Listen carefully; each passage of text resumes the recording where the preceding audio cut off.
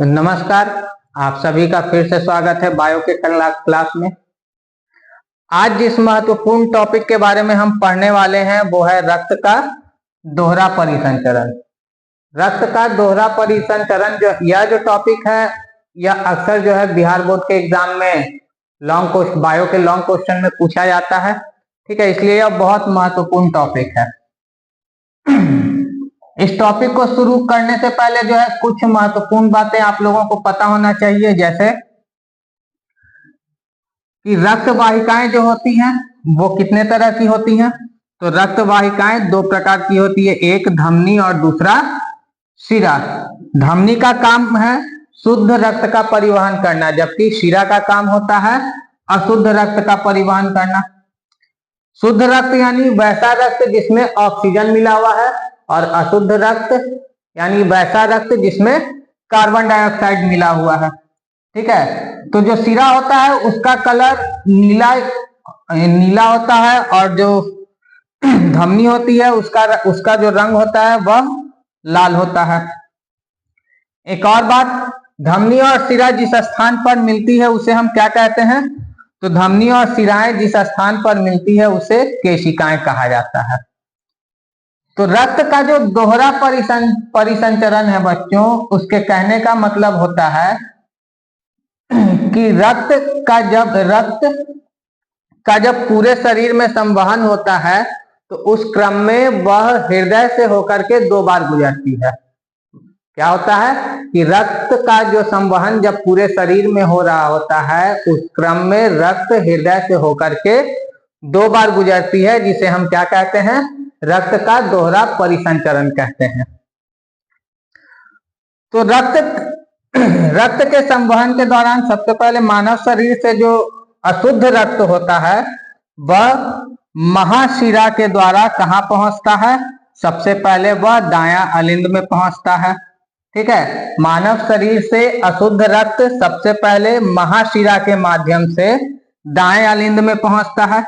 दायां अलिंद उस अशुद्ध रक्त को फिर दाएं निलय में पंप कर देता है। ठीक है, क्या हो रहा है कि मानव शरीर से जो अशुद्ध रक्त है यानी वैसा रक्त जिसमें कि कार्बन डाइऑक्साइड मिला हुआ है वह महाशिरा के माध्यम से दाएं अलिंद में पहुंचता है।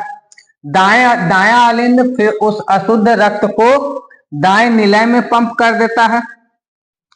ठीक है, फिर दायां निलय से वह फुफ्फुस धमनी के द्वारा, कहां से? दायां निलय से फुफ्फुस धमनी के द्वारा जो है वह अशुद्ध रक्त कहां पहुंचता है? फेफड़ों में पहुंचता है। हमारे जो फेफड़े होते हैं, जब अशुद्ध रक्त वहां पहुंचता है तो वहां से कार्बन डाइऑक्साइड को निकाल दिया जाता है और फिर ऑक्सीजन जो है उस रक्त में मिल जाता है। ऑक्सीजन युक्त रक्त यानी कि अब वो रक्त शुद्ध हो चुका है। तो जो शुद्ध रक्त है वह फुफ्फुस शिरा के माध्यम से जो है कहां पहुंचता है? सबसे पहले फुफ्फुस शिरा के माध्यम से वह बायां अलिंद में पहुंचता है। ठीक है, बायां अलिंद उस शुद्ध रक्त को फिर कहां पंप करता है? तो बायां अलिंद उस शुद्ध रक्त को बाएं निलय में पंप कर देता है। बायां निलय से फिर वह महाधमनी के हेल्प से, महाधमनी के द्वारा फिर से मानव शरीर में पहुंचता है और फिर उस शुद्ध रक्त का वहां मतलब शुद्ध रक्त जो है वहां से फिर पूरे शरीर में फैलता है।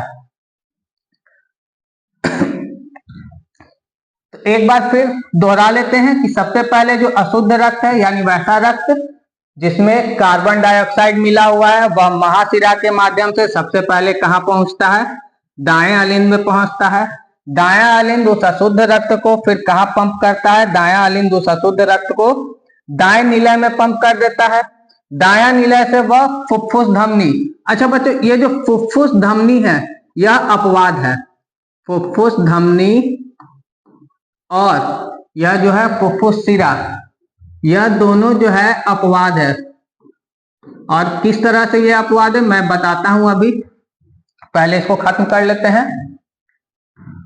तो महाशिरा के माध्यम से सबसे पहले अशुद्ध रक्त दायां अलिंद में पहुंचता है। दायां अलिंद से वह कहां जाता है? दायां निलय में जाता है। दायां निलय के बाद फुफ्फुस धमनी की सहायता से वह फेफड़ों में पहुंचता है। फेफड़ों में क्या होता है कि फेफड़ों में उस अशुद्ध रक्त से कार्बन डाइऑक्साइड को बाहर निकाल दिया जाता है और ऑक्सीजन उस रक्त में मिल जाता है। जब ऑक्सीजन मिलता है उस रक्त में तो वह रक्त जो है शुद्ध हो जाता है और वह फुफ्फुस शिरा के माध्यम से कहां पहुंचता है? सबसे पहले फुफ्फुस शिरा के माध्यम से वह बाएं अलिंद में पहुंचता है। बायां अलिंद उस शुद्ध रक्त को कहां पंप करता है? बाएं निलय में पंप कर देता है।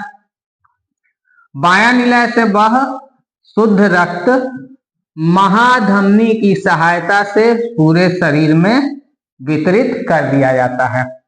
ठीक है। अच्छा, अभी कुछ देर पहले ही मैंने बताया था धमनी और शिरा के बारे में। ठीक है, किसके बारे में? धमनी और शिरा के बारे में। धमनी का काम होता है शुद्ध रक्त का परिवहन करना, जबकि शिरा का काम होता है अशुद्ध रक्त का परिवहन करना। ठीक है, याद कर लीजिए, धमनी का काम शुद्ध रक्त का परिवहन और शिरा का काम अशुद्ध रक्त का परिवहन करना होता है। लेकिन यहां जो धमनी है वह कैसे रक्त का परिवहन कर रही है? यहां जो धमनी है वह CO2 वाले रक्त का परिवहन कर रही है, मतलब अशुद्ध रक्त का परिवहन हो रहा है यहां धमनी के द्वारा। और यहां जो शिरा है वहां कैसे रक्त का परिवहन कर रही है? तो वह ऑक्सीजन युक्त रक्त का परिवहन कर रही है, यानी शुद्ध रक्त का परिवहन कर रही है। ठीक है, जबकि जो धमनी होता है, धमनी का काम शुद्ध रक्त का परिवहन करना और शिरा का काम अशुद्ध रक्त का परिवहन करना होता है। इसीलिए मैंने बताया कि ये जो फुफ्फुस धमनी होती है और जो फुफ्फुस शिरा होता है, यह क्या होता है? अपवाद होता है। ठीक है। अच्छा, अब इसको हम याद कैसे करेंगे? ये डायग्राम बनाना तो जरूरी है ही, लेकिन पूरी प्रक्रिया को याद करना भी कंपलसरी है। ठीक है, जरूरी है आपके लिए। तो उसे याद कर देखिए कैसे याद करेंगे। तो जितने भी मनुष्य तथा स्तनधारी जीव जो होते हैं उनके हृदय में 4 कोष्ठ होते हैं। कितने कोष्ठ होते हैं? 4 कोष्ठ पाए जाते हैं। कौन कौन से? 2 अलिंद और 2 निलय। ठीक है, जितने भी स्तनधारी जीव होते हैं उनके हृदय में 4 कोष्ठ होते हैं, जिनमें 2 अलिंद और 2 निलय होते हैं। मनुष्य में रुधिर परिवहन के 2 चरण हैं। कितने चरणों में होता है? 2 चरणों में होता है। सबसे पहले चरण में शरीर का समस्त अशुद्ध रक्त हृदय के दाहिने अलिंद में पहुंचता है। सबसे पहले जो अशुद्ध रक्त है वह कहां पहुंच रहा है? दाएं अलिंद में पहुंच रहा है। ठीक है, दाएं अलिंद में एकत्रित होकर दाहिने निलय से दायां अलिंद के बाद वह कहां पहुंचता है? दाहिने निलय में पहुंचता है। दाहिने निलय से फेफड़ों में चला जाता है। फेफड़ा क्या काम करता है? फेफड़ा वहां से कार्बन डाइऑक्साइड को बाहर निकाल देता है और ऑक्सीजन को रक्त में मिश्रित करता है। ठीक है, फिर शुरू होता है दूसरा चरण। द्वितीय चरण में क्या होता है कि फेफड़ों से फुफ्फुस शिराओं के द्वारा, किसके द्वारा? फुफ्फुस शिराओं के द्वारा हृदय के बाएं अलिंद में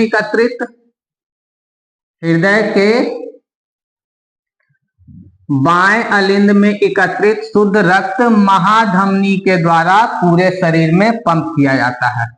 इस प्रकार दोहरे परिसंचरण में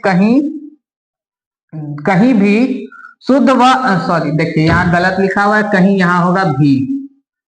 कहीं भी शुद्ध व अशुद्ध रक्त का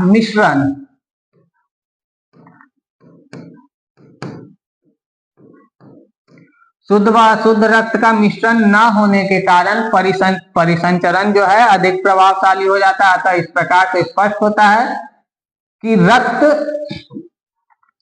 हृदय से 2 बार होकर के गुजरता है। ठीक है, एक बार जब रक्त अशुद्ध होता है और दूसरी बार जब रक्त शुद्ध होता है। तो मानव शरीर से जो रक्त है सबसे पहले कहाँ पहुंचता है? अशुद्ध मानव शरीर से जो अशुद्ध रक्त है वह महाशिरा के माध्यम से दाएं अलिंद में पहुंचता है।